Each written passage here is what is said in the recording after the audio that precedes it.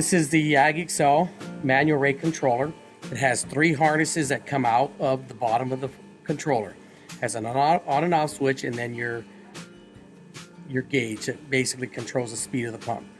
You see underneath it says power, pump, and switch. Power goes directly to the battery.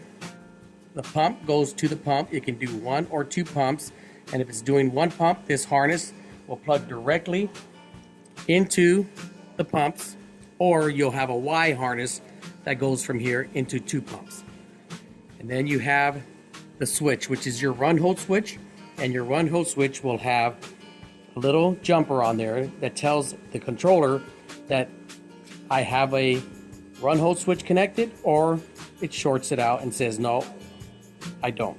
Which, if you see this, if I turn this on and you see how it says hold and I disconnect the run hold switch or the jumper, it immediately goes to hold because it wants you to connect a jumper on there for the implement switch. So for this test, we are not going to run it. I'm going to plug that in, and then you have to manually turn it off and on here. So many times we get calls that talk about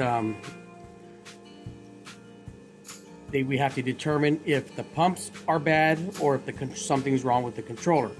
So we'll ask customers to do a simple little test, and the cables on our setup are designed to ensure that they can be connected together to run this test. So if you look at these harnesses right here, this is coming from the controller to the pumps, and this is coming directly from 12 volts from the battery. So one of the tests that we ask is we say disconnect the harness from the pump. Here it is right here. This is going to the pumps. This is on the controller. We're going to put this to a side because we are not going to run through the controller. We're going to take it off the power side. This is going to the controller. This is going to the battery. We're going to take the battery cable harness directly 12 volts and plug that in directly to the pumps and bypass the controller altogether and give the pumps 12 volts to see if the pump runs or doesn't run. So I'm going to connect that up, and there you hear the pump running. So what that tells us is that the pump is working. Now if you gave it 12 volts and the pump does not kick on, then we know there's something wrong with the pump and it's not the controller. This gets connected back together, and there's only one way that this can go connected. So you can see on the ends here, on the controller, there are two different ends. You can't connect this incorrectly, it won't connect. Power from the battery, power to the pumps. So now how this controller works is, of course, you turn the power on and the pump kicks on. It's at minimum voltage here.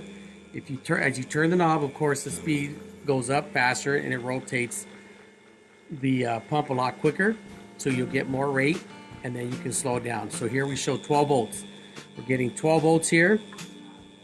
If at any time we hit the implement switch to shut it off, it goes into run mode there with a red light.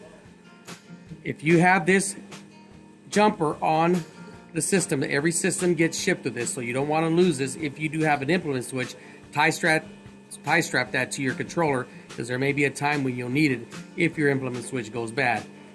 But when you connect the switch on here, you have to manually control this.